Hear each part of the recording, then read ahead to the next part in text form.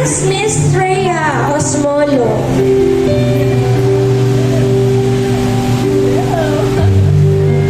Pretty Chinese or Korean girl. Hello? Kasi balimutan.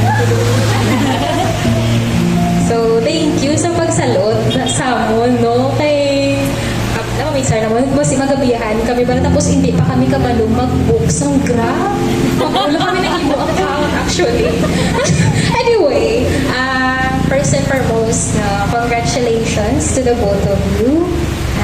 Happy gid ko nga na-invite mo kami siya. Kay, actually, ang in-expect ko nga na audience ng kamiyatani. So, very honored to be here as secondary sponsors. This is my first wedding gift na natin. And so, I don't know kung sakto itong yung panghimo ko. Kabi na. Oo. Pero, sige you know naman, since 2017, no? Friends na kita. And, pag-meet na to, mag-angid ang aton nga wala siya kung sa isang agisa. And I remember the first thing that I gave you was a booklet na may face ni Jesus. Do you remember? No? That was the first gift nga nahatag ko siguro sa inyo. Si Shara, ipuson lang ni siya, misteryoso. Pero kung makapakibot, mandala sa imo, very gidya, mas-shock na gidya. So, the first time, naging shock niya ko, amo to, may bata siya. So, buong naman, wala kami masyado kakita ay, pero once a year siguro, makakita ay kami. So, tingog-tingog na ang amon nga mga stories sa kabuhi. So, last time, nga nakita ay kami, gulpi na siya yan nag-drop na mamana na siya yan. Like out of nowhere. No? Pakutin mo. Hindi, wala kami balik. Wala kami ka-text, wala kami ka-chat. Kaya ako naman, I'm out of Facebook. No? My social media is not there. So, subong slowly ako nagabalik. So, nag-friends na kami ni Jocelyn. Kaya pakita, alam mo sa Facebook. I'm so happy that I could make you smile today. No?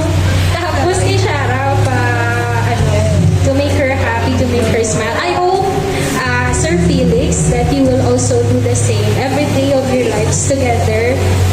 Kasi very precious si Shara sa amin. I hope you can make her smile as we could have kung makakita ay kami ng isa. So, I'll make this short.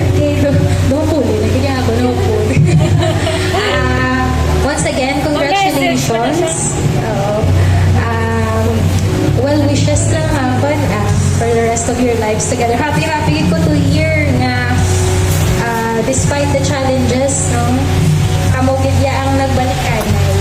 Ako man, yung anak gani kay siya gidya ang tatay mo ni Lucas. So, I hope God will always watch over you.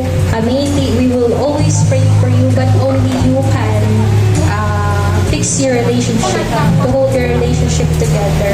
Ay, lang kami siya. Oo, text lang, chat. Sir Felix, nice to meet you again. I hope kung magkakita kami ni siya, once in a while, ma-meet kami namin sa mga gatherings. Iba na ni siya, married woman, kanagigya.